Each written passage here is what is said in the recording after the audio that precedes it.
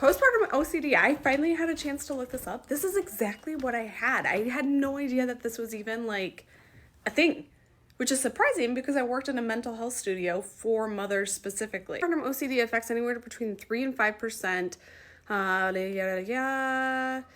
It's highly understood due to its embarrassment and shame that women feel. Postpartum OCD feel they fear they will lose their baby if they speak up. Yeah. Here are some of the symptoms. Unwanted images of hurting the baby, such as dropping or throwing him, her.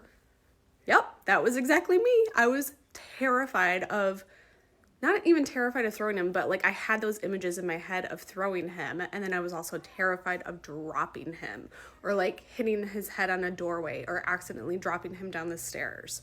What else were there? Accidentally causing harm to the baby through carelessness, intrusive and unwanted thoughts of suffocating or stabbing the baby, unwanted and disturbing thoughts of abusing the baby, poor decisions that will cause harm. Wow, like all of this is spot on.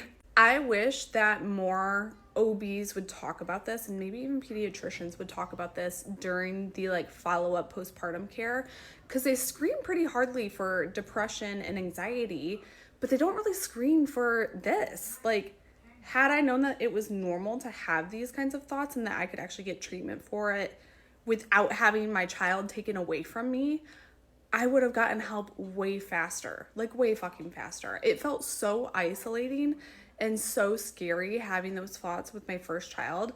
Thankfully, with my second, I was able to detect and already say like, hey, I'm probably gonna get some postpartum depression. Like, let's get me on some medication earlier.